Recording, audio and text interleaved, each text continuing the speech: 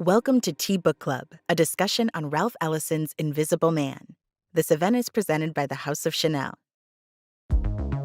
In 1921, Gabrielle Chanel with perfumer Ernest Beau revolutionized the world of fragrance with the creation of Number 5.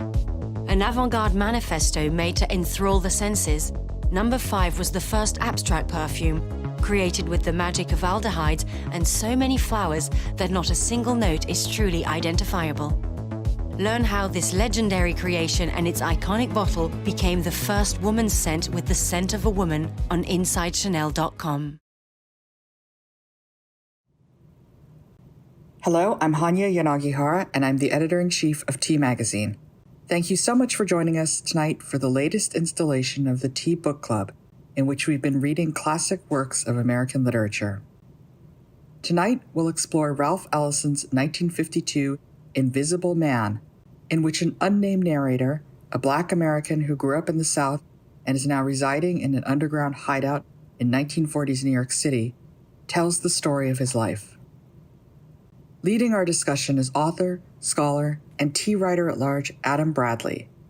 I hope you enjoy tonight's presentation, and please visit teamagazine.com for more information about Ellison and his influence. Hello and good evening. Welcome to the fifth installment of Tea Book Club. I'm Kate Guadagnino, Tea's Deputy Digital Editor, and tonight we're excited to bring you a discussion on Ralph Ellison's 1952 novel, Invisible Man. I'm joined by the literary critic and tea writer at large, Adam Bradley, whose extensive writings on Ellison include Bradley's book, Ralph Ellison in Progress, The Making and Unmaking of One Writer's Great American Novel. He's also the co-editor with Ellison's literary executor, John Callahan, of the author's 3 Days Before the Shooting. I'll be back in a bit to join Adam in conversation and ask him some of the questions you all submitted about the book. T will also be in the live YouTube chat. But for now, I'm pleased to introduce Adam Bradley.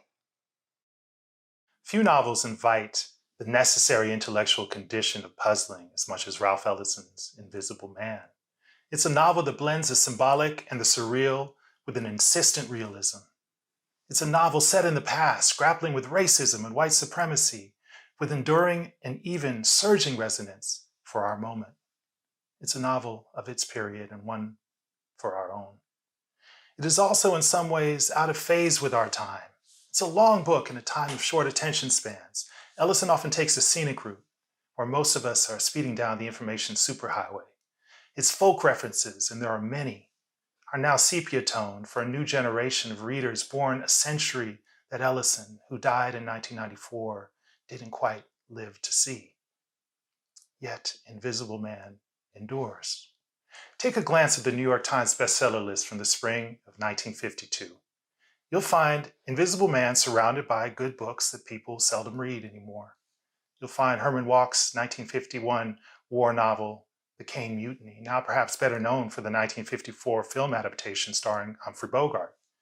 You'll find Agnes Turnbull's 1952 small-town historical novel, The Gown of Glory.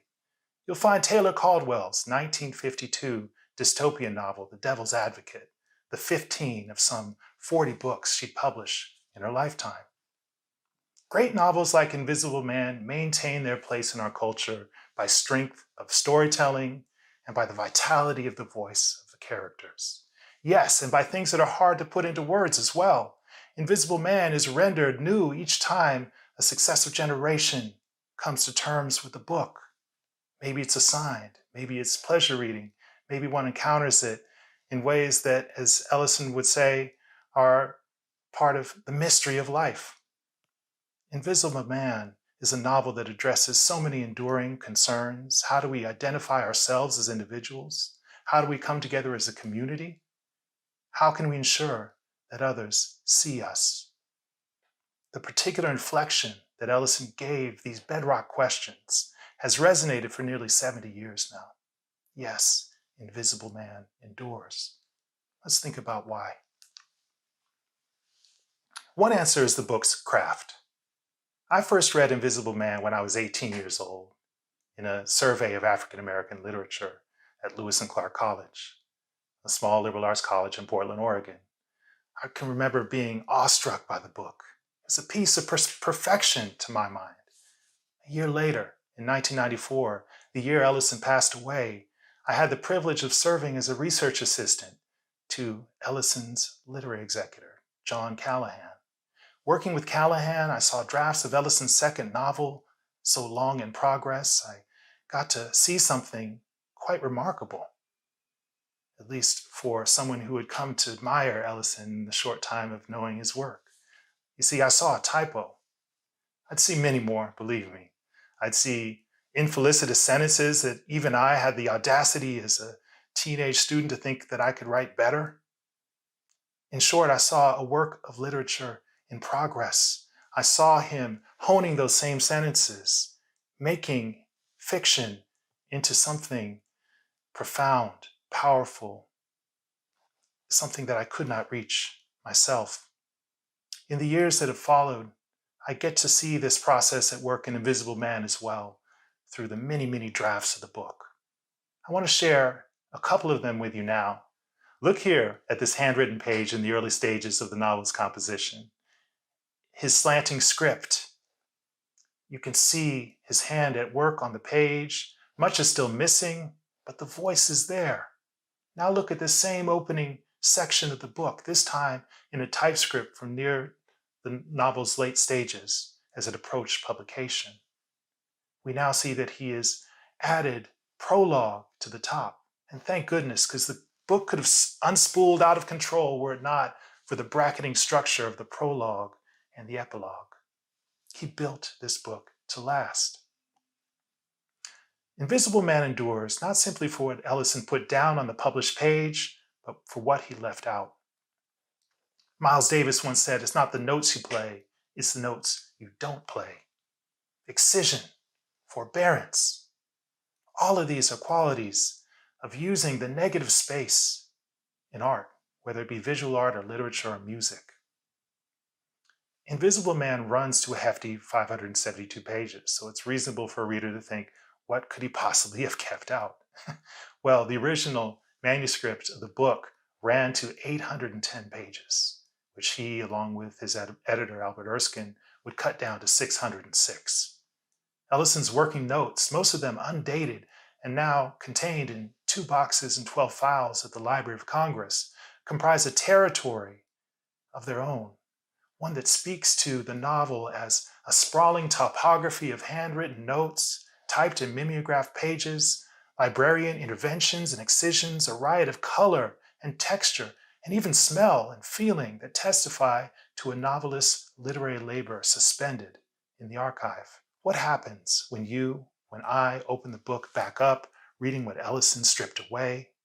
You find a catalog of paths not taken, a fascinating novel of the Communist Party, perhaps, until Ellison made the Brotherhood in its place, a titillating interracial love story before Ellison excised a character named Louise, a white member of the party whom, in some versions of the book, Ellison had even considered having his narrator marry. It might even be a work of speculative fiction were it not for Ellison's decision early on not to lean in to the invisibility at the core of the book's metaphoric conceit. Of course, a book is more than a catalog of what it isn't. These excisions also define what the book became. A voice-driven novel that uses the particulars of a young Black man's experience to tell a universal story, the radical experience of doing that at a time in which one only thought Black writers, by some accounts, capable of writing Black fiction. To write a book that resonates, that has the audacity, in the words of the novel's closing, to speak for you, whomever you may be, is one of the book's great contributions. Of course, Ellison's form is in the service of his ideas, and those ideas too endure. In fact, Invisible Man resonates today in ways likely Ellison wouldn't have expected or even wanted. In a 1955 art fiction interview with the Paris Review, Ellison said the following when asked if his book would still be read in 20 years. "I doubt it," he said. "It's not an important novel. I failed of eloquence and many of the immediate issues are rapidly fading away." He said this in 1955. just months before Emmett Till was murdered, just months before the Birmingham bus boycotts, a decade still from the Voting Rights Act of 1965, the Civil Rights Act of the year before. Reading Invisible Man in 2021, the past seems so present.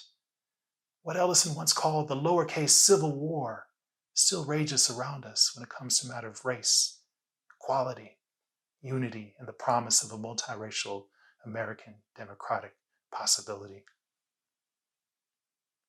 The novel's turning point is the killing of an unarmed Black man, shot by a white policeman.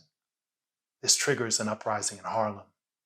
It's also the catalyst for the novel's protagonist to come to a greater sense of his own identity, to understand his invisibility, and to prepare for a social action to play in the world. Ellison also came to terms in Invisible Man with violence and white supremacy, Jim Crow racism, through a technique that I like to call dilated realism. I draw this term from Ellison's own reflections in 1948, after the publication of the first excerpt from the book, The Battle Royal Scene, which would become Chapter 1. Ellison offered the following when asked if the scene was drawn from real life. The facts, he wrote, in themselves are of no moment. The aim is realism, dilated to deal with the almost surreal state of our everyday American life. This is Ellison claiming that as a writer of fiction, he can annex within his fictive view the absurdity of racial discrimination, of white supremacy, and the experience of that by Black Americans. He can dilate the space of his fiction to include things that may seem surreal in order to get closer to accounting for the surreal nature of lived experience. The best example I've found of this can be seen here in this clipping from the Amsterdam News, an issue dated March 10th, 1946. You'll see an article, the headline's titled Trials of a Young Glovers. It portrays the essential plot points that would become Ellison's Battle Royal scene: a blindfolded boxing match, a carpet festooned with coins. Let's read one of the captions. Blind struggle, it writes. Here is a close-up of an odd boxing match in the community arena of Nassau, Bahamas. The fight starts with a blindfolded boy in each of four corners and a fifth in the center, just to make things uneven. The caption at the bottom reads, prize ending. After the fight, the boys get their reward. Off come the blindfolds, but the gloves hamper the fighters in this part of the struggle. Coins thrown into the ring by spectators belong to the boys who get their teeth on them first. It's a bizarre story, kind of curio. But under Ellison's dilated gaze of fiction, it becomes something so much more profound, so much more moving.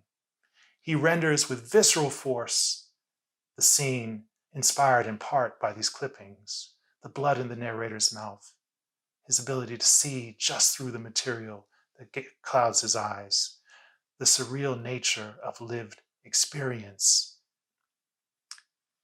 We can find dramatic action and symbolic implications inherent in this fragment of the past. That's what Ellison's novel does as a whole. Even with craft and ideas together, it means nothing without entertainment. Ellison understood this. Riffing on Huck, another entertaining episodic novel that grapples with big ideas, Ellison wrote the following. A novel could be fashioned as a raft of hope, perception, and entertainment that might help keep us afloat as we try to negotiate the snags and whirlpools that make our nation's vacillating course toward and away from the democratic ideal. Speaking to those same viewers from the Paris Review in 1955, Ellison finally expressed his exasperation at their self-serious line of questioning. Look, didn't you find the book at all funny? That entertainment was so key to Ellison. It shot through the book in moments of profound tragedy, followed by what Ellison would term sanity-saving comedy. In one of his finest essays, An Extravagance of Laughter, Ellison extols the exercise of comedy in fiction. For, by allowing us to laugh at that which is normally unlaughable, he writes, comedy provides an otherwise unavailable clarification of vision that calms the clammy trembling which ensues whenever we pierce the veil of conventions that guard us from the basic absurdity of the human condition.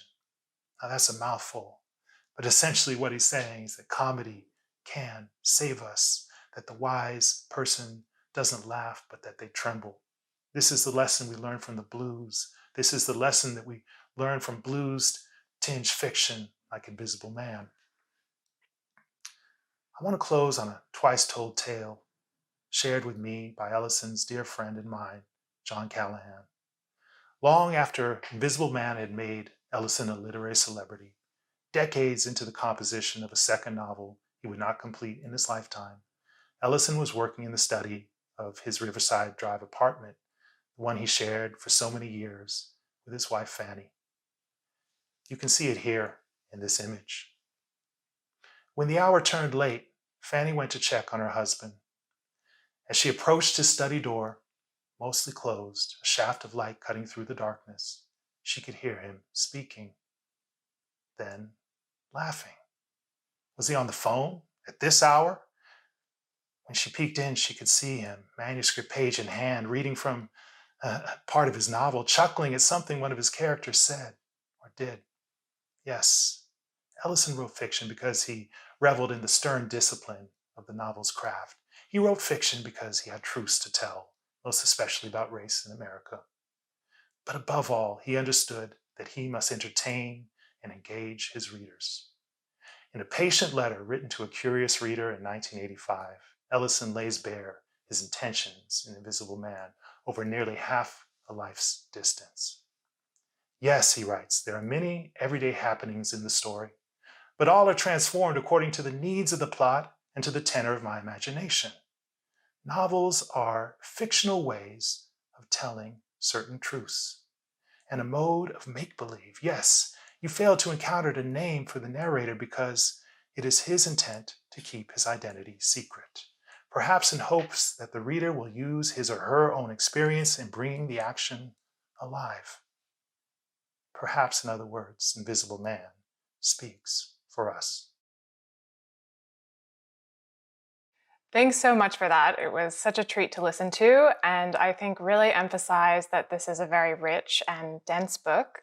I feel as though we could spend this entire conversation on the prologue alone, but I actually wanted to start with the famous Battle Royal scene and ask you how in those pages Ellison deftly sets up so many of the ideas and tensions that carry through to the rest of the book.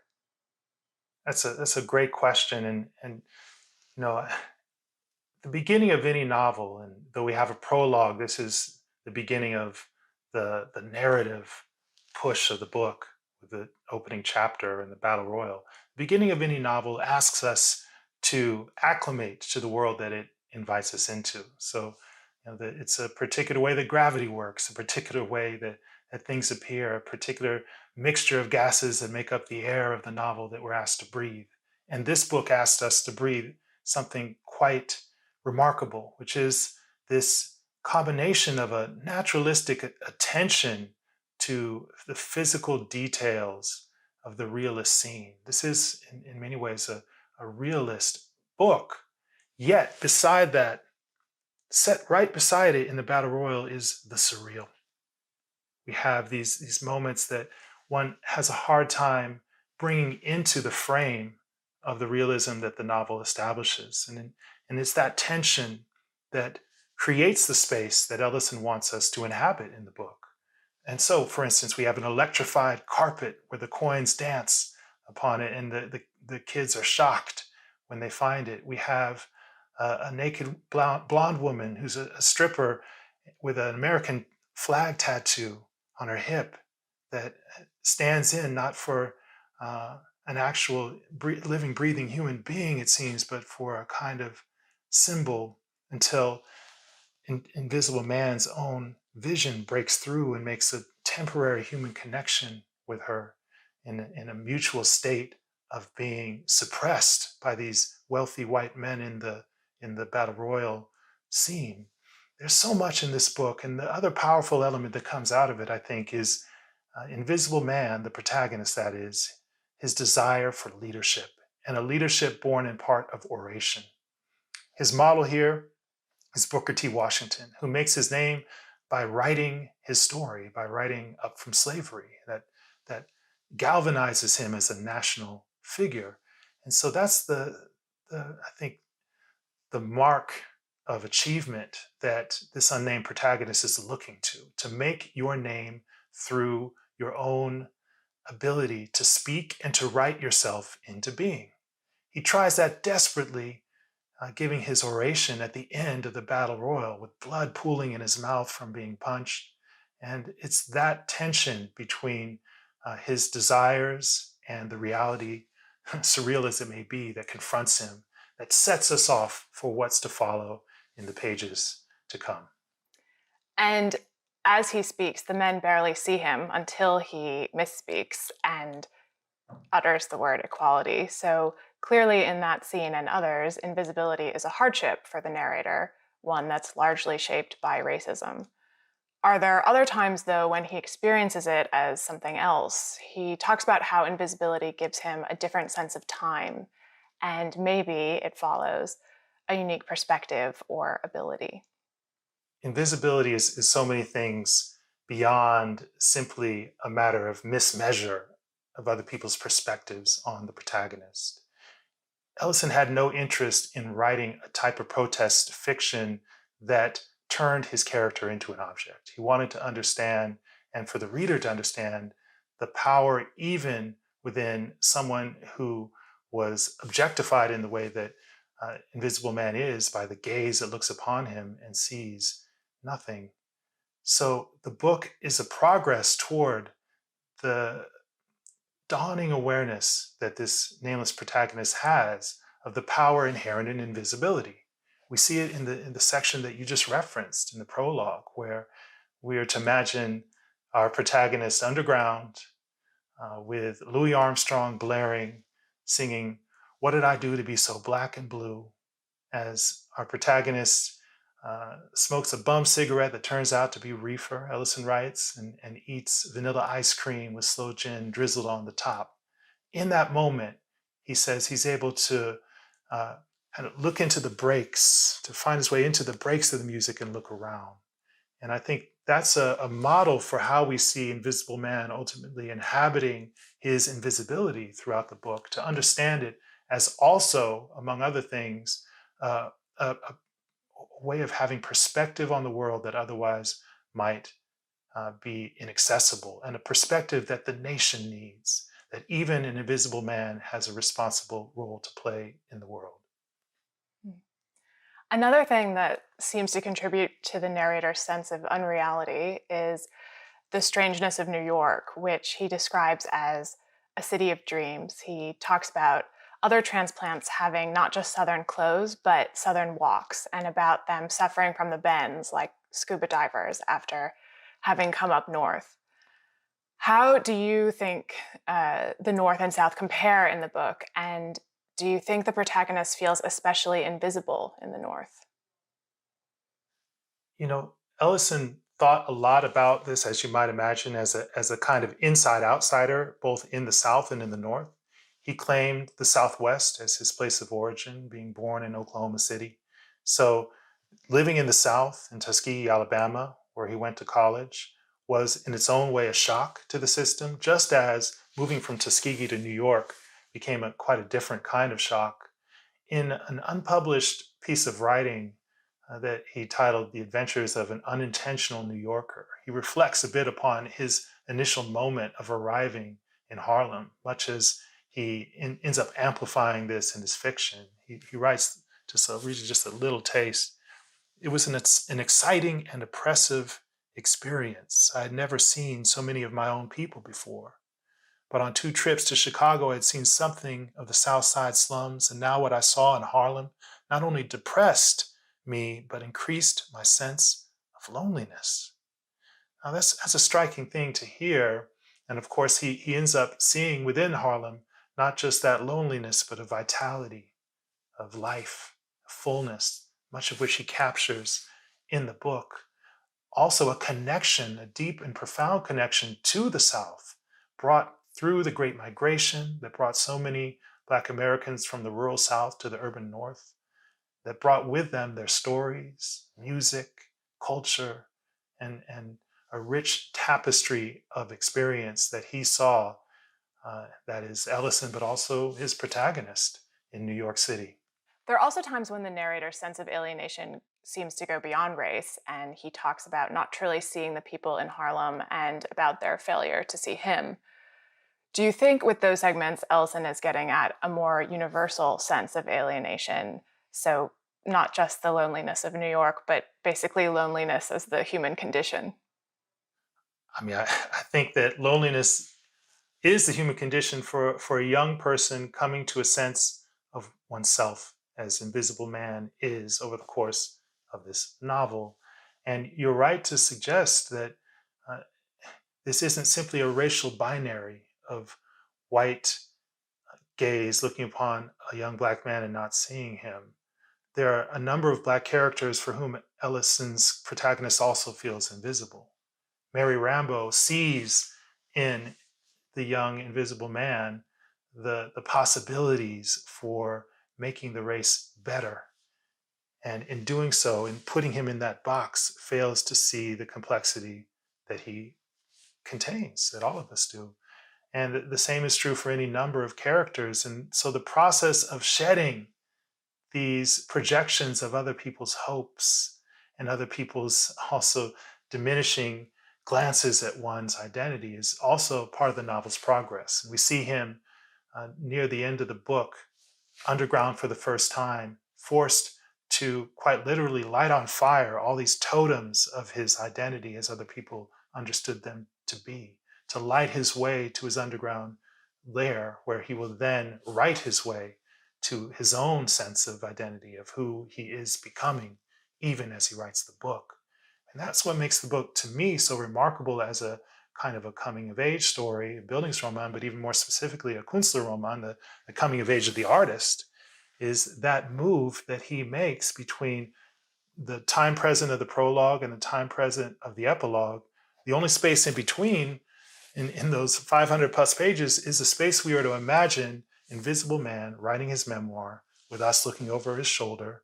And that change that's affected by the time we get to the epilogue is entirely, I think, entirely can be accounted for in what writing does for this character and what writing does for all of us who attend to telling our stories and filtering them through our consciousness in the way that this protagonist does. Do you think there are any characters in the book for whom the protagonist is not invisible? Oh, that's a good question. I guess the closest connection that I see in this book, and Ellison himself has said that he consciously stripped away a lot of the social connections in the book. I mean, there's huge sections of the book that deal, for instance, with Ellison's protagonist dealing with folks at Mary Rambo's rooming house. He cuts all that out, and he does that in order to focus our attention squarely on the evolution of this singular character and voice. The place where it comes closest to my reading, at least, is with Todd Clifton, this young leader, charismatic Black leader of the Brotherhood, who's there before Invisible Man joins the Brotherhood. And we don't see that much of Todd Clifton, but we hear Invisible Man speak of his friendship, of his closeness to the character, and there's some kind of bond there that the novel never quite explores, but is nonetheless demands a kind of attention to the connection between these two young Black male characters. I think you can hear his fondness for Clifton in the speech he gives after his death, too. It feels like a very personal loss. Now I want to chat a little bit about politics. We know that social responsibility is also a concept that Ellison wrestled with in his own life, and that he wrote Invisible Man after feeling disillusioned with the Communist Party. So you touched on this briefly in your talk, but do you think that the book reflects Ellison's larger political journey from a fairly vocal Marxist to someone who by the 60s was criticized for being more of an establishment figure. It seems that as time went on, he became less convinced of the viability of an artist revolutionary. Kate, I would say that Ellison wanted to become his own version of an artist revolutionary. And the revolutionary claim that this novel stakes in 1952 is that a Black writer conceiving a Black protagonist can make that radical assertion that ends the novel. And it is this which frightens me. Who knows but that on the lower frequencies I speak for you. Now, the very idea of someone from a non-white context in America speaking for the whole, and perhaps even more broadly for the universal human condition, was in itself a radical thing then, and to be honest, is pretty radical still. And that's a sad statement on where we are as a country, but it's I think there's something to that. To get back to the particulars, though, I think Ellison carried with him, both to the end, I should say too, some of the foundations of his Marxist beliefs, and with that also his embrace of the multiracial democratic possibility that he wanted to hold the country up to maintaining and to achieving. He had this wonderful phrase. He said that the idea of being an active citizen should be in antagonistic cooperation with their government. And I think that's how he viewed his role. He understood his role as someone who should achieve at the highest level of his craft, and in doing so, to present a model for understanding Black life in full, not in the narrow confines of the stereotyped gaze. And that work is revolutionary work. It's work that artists are still doing to this day. And Ellison is a forefather of this kind of effort in fiction to broaden the spaces from which we can speak to universal themes. Okay, and here, as we might put it, is the women question. So the women in the book are on the periphery of the action, and it's telling that the narrator's temporary assignment to speak to women's issues is meant as a diversion, just as he sees some of the women he comes across as pawns or a means to an end. But I think it's interesting that in earlier drafts of the book, there was a love story, and I'm wondering if you could tell us a bit more about that. Oh, yeah. I mean, to me, this is one of the most fascinating paths that the novel didn't take. So much of the novel was about flattening out characters, rendering them as symbolic, as part of the symbolic action of the novel, and therefore not having them as fully realized. And that's certainly true with a number of the women characters in the novel. It's true with just about every character in the novel, for that matter. But this character, Louise, that was in some early drafts of the book, has always captivated my attention. Louise was a white leader in the Brotherhood, whom Invisible Man strikes up a romantic relationship. And to me, one of the most remarkable little moments in the manuscripts comes in a section near the beginning of the novel, when Invisible Man is explaining how he arrived underground.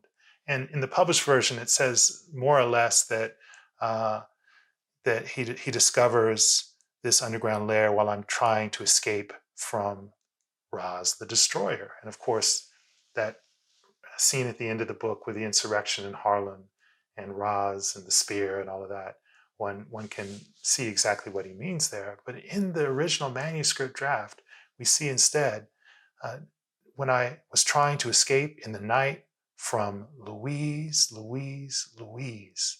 Now that was a woman of women. And I remember reading that, and it's the first thing I had ever seen that had Louise's name in it. And I thought, what is going on? I mean, clearly, if it's a one-for-one substitution, Louise and Roz, then this must be a significant character. And it took pulling back the integuments of the drafts to discover just the role that Louise had. And if you think about the book playing out as a love story in this way, and not just any love story, but as an interracial love story, you can imagine why Ellison might have gone away from it. It would have rendered the book just scandalous by default. That would have been the headline of the book. You can imagine the cover even being different if it had been about the relationship between Louise and Invisible Man. But instead, by consolidating the narrative push of the book around the singular voice, the singular character, Ellison underscores the themes of invisibility, of defining one's identity, of finding one's place in a broader community, all of these things by virtue of cutting so many things out. And one of those was Louise. In the Paris Review interview, Ellison also says that he didn't think the protagonist was capable or that he could handle a love affair, which is a little cruel. But yeah, definitely a different sort of retreat if it was a woman that drove him there. So you talked about how laughter is sort of a way through, and in addition to laughter, creativity, of course, is presented as a path to transcendence. And there are moments throughout the book where the narrator talks about certain sounds or words being devoid of meaning, but mostly he's desperately searching for meaning and trying to make sense of himself and the world around him, which are things intrinsic to storytelling, as Ellison well knew. Can you elaborate on what you said about how this is a book that shows how writing, the act of writing, can change a person? Yes. I mean, Ellison would often respond, and I've seen this both in published essays and in letters that he wrote just to readers who had queried him about different parts of the book. He would always insist, Invisible Man is my novel, but my character's memoir. And that was more than just a conceit for him. I think he really did believe that the transformation that we see, I think he actually stakes the novel's integrity on this, that the change that we see between prologue and epilogue must be supported by the story Invisible Man tells in the interceding 25 chapters. That we need to, as readers, to be able to understand how this guy will go from a sense of rootlessness and confusion to the kind of clarity that he ultimately haltingly arrives at by novel's close. This sense of being prepared finally to take the next step above ground, this idea of affirming the principles and the people that define the nation, this idea of having a socially responsible role to play, even an active role in building this future that can encompass his experience. All this is contingent upon us understanding that journey and following him closely on that journey and confronting all the things that he does in those interceding chapters. And that puts a lot of weight on the transformative potential of writing. That brings me to Ellison's own writing and his second ever in progress novel, Juneteenth, which is something you've written a lot about. What, in brief, though I know none of the drafts were brief, were his aims for that book? The second novel, which lives many lives, in excerpts published during his lifetime, in that core part of the narrative that John Callahan edited in 1999 is Juneteenth, which has just been re-released in a new edition. And also in the broad collection of manuscripts that I helped Professor Callahan edit under the title 3 Days Before the Shooting, all of these iterations speak to the ambition of this book. This is a big book, one that moves from the singularity of voice that we have in Invisible Man to a chorus of voices. Black, white, indigenous voices.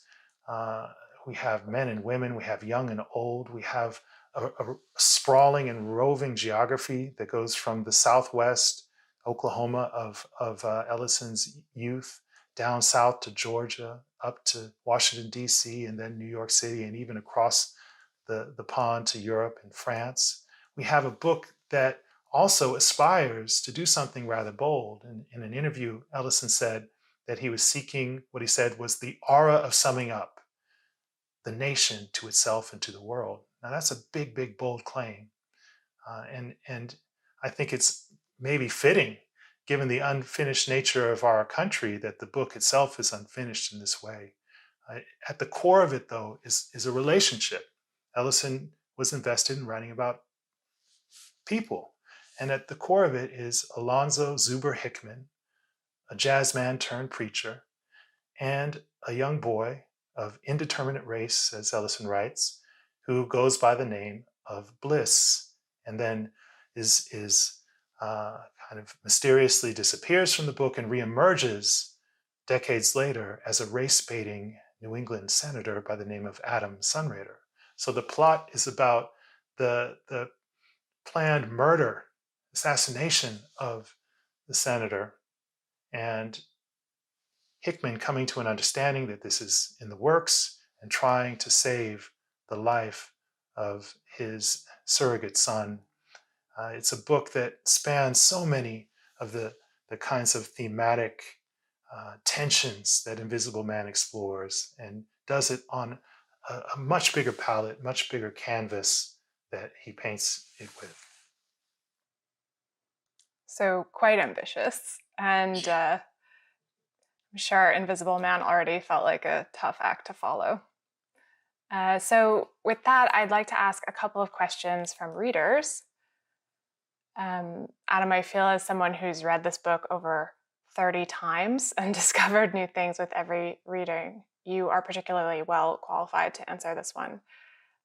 Marge R. of Pennsylvania asks, how have the events of the last year influenced the interpretation of this book? Well, I wish I could ask Marge what her own reading experience has been, because for me, it's been radically different just reading the book this most recent time through, both in the ways that it connects with our current moment, the ways that at the center of the book, at the center of the action of the novel is a murder of an unarmed Black man by a police officer. At the center of this novel are the fundamental tensions that we're still grappling with, that the lowercase civil war that Ellison talked about that followed the cessation of the uppercase civil war, this unfulfilled promise and potential of the country, and the way that white supremacy is still so active in our everyday experience. So all of that is there. But the thing that was remarkable to me is in reading for some kinds of equipment for surviving this. Literature can give us ways of imagining alternative realities, imagining ways out of no way. And for me, in reading Invisible Man this time through, in this moment, what I found was this sanity-saving comedy. There's a moment right after Invisible Man has confronted Roz the Destroyer. He's moving on through the streets of Harlem, and he comes upon a group of Black men passing a bottle back and forth. And without them knowing he's there, he listens in as they riff and just have this rollicking conversation about what has just gone on in the city, about Roz, the violence, all of this, just blocks away from where the chaos is occurring, and indeed where people are dying. To laugh in this moment. Invisible Man doesn't understand it at the time, but Ellison knew. Ellison knew, and I think we know the importance of becoming more than simply victims, even when we are victimized, of embracing the potential that's part of who we are as a people, to laugh, to cry, to have the range of emotions, and to find a place to exercise that pain, exercise that violence in a way that builds us back up, that gives us the promise that things may change. And Ellison does this so powerfully in a way that we see with the best stand-up comics, Red Fox and Richard Pryor, plumbing their own pain and the pain of their people to find a way where there seems to be no way. And for me reading Invisible Man this time around, I had that moment of recognition that the novel provides just that for me, a balm in a moment of pain. John D. of Ohio asks, there is a lot of color imagery in the book, a product called optic white, which obviously carries deeper meaning. Did the author use color descriptions in places that aren't as obvious? Was there a continuous theme for other colors? Well, let's not move too fast past white in this case, and particularly that Liberty Paint Factory moment where optic white, this paint that's the whitest of all whites, that's on all the national monuments and all of this. Well, there's another newspaper clipping that Ellison has in his archive that actually speaks to the paint that's used on DC's monuments, and you can see him taking that little bit of reality and dilating it into this fantastic scene of Liberty Paints, where these 10 drops of black become the thing that makes the whitest of all. And that obviously is intended to be pretty heavy-handedly symbolic. The approximately 10% at the time of the United States population was black. And as Ellison would later write in 1970, whatever else a true American is, he or she or they are also somehow black. So Ellison was insisting upon the centrality of Black experience to America, but yet also in Invisible Man's impossibility of having those 10 drops assimilate into the white as it's properly done, and it becoming gray. It's also talking about the dogged insistence of Black Americans and Black culture not simply to be absorbed within some sort of white American reality, but in fact to retain its integrity and to inform what America is and who white Americans are as well.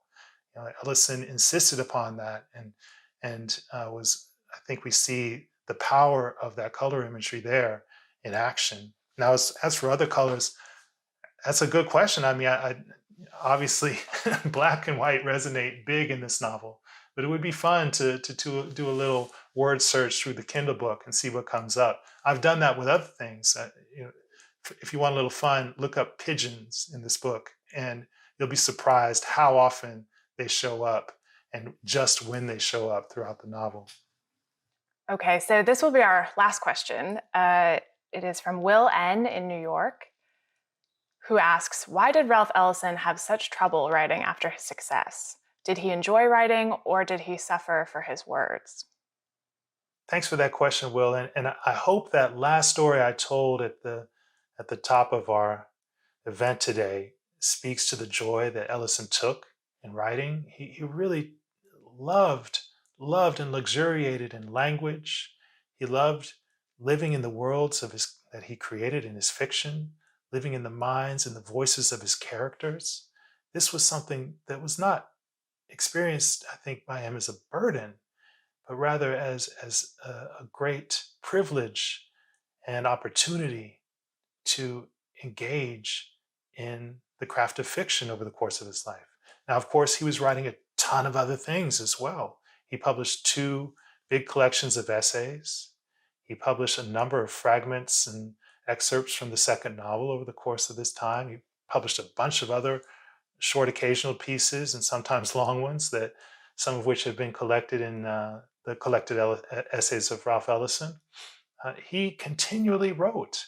And as we saw just recently with the publication of the selected letters of Ralph Ellison, he was a voracious writer of letters. I mean, he held on so many correspondences over the course of his life with a number of well-known contemporaries, but also just everyday people who wrote him asking about the book. And on a random day in 1986, he sat down and wrote a 3-page letter responding in detail to what they had to say. So Ellison lived a life of the mind and also of the pen. He was an early adopter as well of the personal computer and used that as a device for composition. He wrote so many things in so many ways, in so many forms, whether it was the back of a used envelope or and printed out on a dot matrix printer for him to peruse sometime in the early 90s. He wrote voraciously and expansively. And it's there's plenty more of Ellison to see if you dip into the second novel in Juneteenth and in the full manuscripts of it in 3 days before the shooting. You'll find this fiction, sometimes the best writing that he achieved over the course of his life, I believe, in these pages of unfinished second novel. Well, that seems like a nice place to end. Thank you so much. Really enjoyed it. Thank you, Kate. Thank you all for tuning in tonight for Tea Book Club. Our thanks especially to Adam Bradley for his insight and expertise.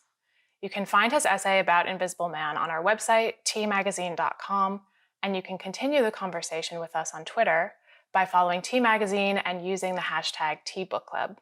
Thanks again for joining us.